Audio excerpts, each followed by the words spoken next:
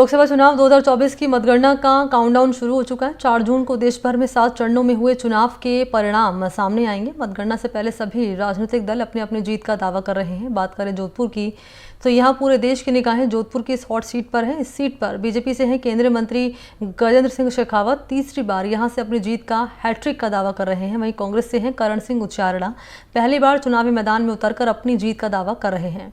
आपको बता दें कि इस सीट को लेकर कई दिग्गज हैं, जिनकी नेताओं की यहाँ पर साख दाव पर लगी हुई। इन तमाम नेताओं की, दिग्गज नेताओं की, ऐसे में किसकी जीत होगी 4 जून को साफ होगा। देखिए हमारी इस पर एक खास रिपोर्ट। लोकसभा चुनाव 2024 की मतगणना का काउंटडाउन शुरू हो गया है। बात करें जोधपुर की, तो यहाँ इस बार जहाँ गजेंद्र सिंह शेखावत भाजपा की ओर से चुनावी मैदान में थे, तो वहीं कांग्रेस ने इस बार करण सिंह उचारड़ा को चुनावी मैदान में उतारा था।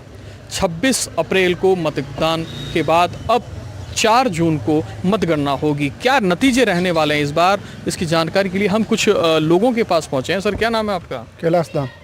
इस बार जोधपुर में रोचक मुकाबला हुआ है। 4 जून को परिणाम भी सामने आने वाले हैं। किन मुद्दों के साथ में वोट किया? वोट तो मोदी के नाम पे किया और विकास के मुद्दे पर। बिल्कुल। कुछ और भी लोग हैं सर। सर, किन मुद्दों के साथ वोट दिया है और क्या लग रहा है इस बार कैसे परिणाम होंगे? सर, इस बार हमने विकास के मुद्दे पे वोट दिया है। विकास के मुद्दे पे वोट दिया है और हमने ये गजेंद्र सिंह शेखावत साहब को स्पेशली थोड़ा सुना है, क्योंकि इन्होंने पिछले बार भी थोड़ा काम किया था। इस बार ये हमारी आशा रहेगी कि पानी का है, पानी की तकलीफ है जनता को, और कृषि विभाग में भी पानी की समस्या है। हम सोच रहे हैं कि इस बार ये पानी का मुद्दा थोड़ा ख़त्म करेगा गजेंद्र सिंह शेखावत साहब। जल मंत्री होने के नाते इस बार लूनी नदी में पानी की बहुत समस्या है। इस मुद्दे पे भी हमने वोट दिया है और राम मंदिर भी बनाया, 370 धारा तोड़ा, इस विकास के मुद्दे भी वोट दिया हमने। धन्यवाद। देख सकते हैं कुछ लोगों का जो कहना है कि फिर एक बार ये जो गजेंद्र सिंह शेखावत हैं उनकी जीत का दावा कर रहे हैं। कुछ और भी लोग हैं। सर, क्या नाम है आपका? मेरा कैलाश नाम है। मैं पोखरण MLA क्षेत्र से हूँ। संसदीय जोधपुर है।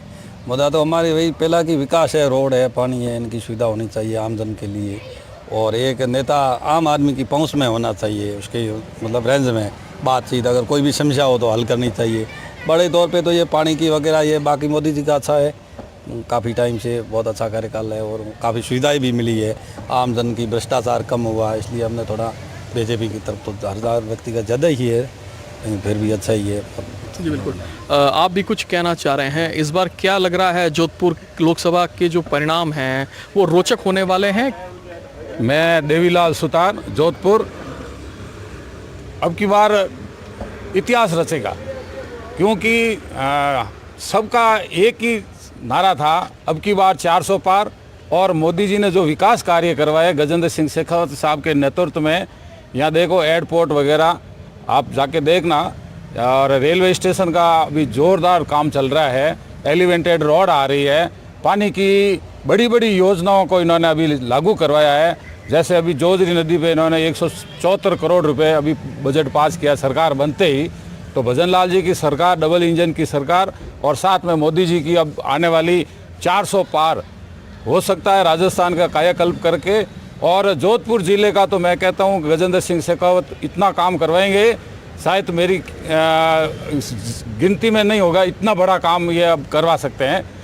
ठीक है। बताया जा रहा है कि जोधपुर में इस बार कांटे की टक्कर है, गजेंद्र सिंह और वर्सेज करण सिंह उचारड़ा की कांटे की टक्कर भी बताई जा रही है। नहीं, नज़दीक भी नहीं है, आपको खाली एक भ्रमित किया जा रहा है। जिन लोगों को मैंने पूछा आप वोट किसको दिएगा, मोदी जी को।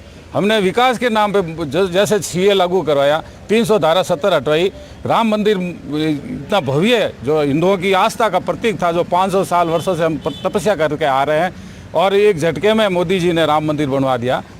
तो आप कह रहे हैं कि टक्कर नहीं है, तो जीत या हार इसके बीच के मार्जिन लगभग कितने मतों का रह सकता है? देखिए, अनुमान तो देखो, लोग 400 पार के साथ साथ 4 लाख पार बता रहे हैं, मगर 2.5 लाख से ऊपर वोटों से ये विजय होंगे गजेंद्र सिंह जी शेखावत। बिल्कुल। कुछ और भी लोग हैं। सर, क्या नाम है आपका? कालूराम भील, अध्यक्ष भील समाज लूणी। जी, तो समाज का प्रतिनिधित्व भी करते हैं, तो आपसे बेहतर मुझे लगता कोई बता पाएगा। क्या लगता है इस बार जो 4 जून को क्या परिणाम आने वाले हैं? इस बार भारतीय जनता पार्टी के पक्ष में परिणाम आएंगे। हमारे जोधपुर से गजेंद्र सिंह जी शेखावत करीब लगभग 1.5 लाख से पार अधिक से वोटों से जीतेंगे। मुद्दा विजन ये है कि इन्होंने, भारतीय जनता पार्टी ने धारा 370 को हटाया, हिंदुओं के लिए राम मंदिर बनवाया। राम मंदिर जो पिछले 5 सालों से विवाद था, कांग्रेस सरकार उसको झमेले में चला रही थी, आगे से आगे चला रही थी, परंतु बीजेपी सरकार आते ही मोदी जी ने, माननीय मोदी जी ने इसको विशेष करके मुद्दा लेकर के निपटाया, जो हमारे हिंदू धर्म की संस्कृति के लिए बहुत बड़ा विजन रहा है।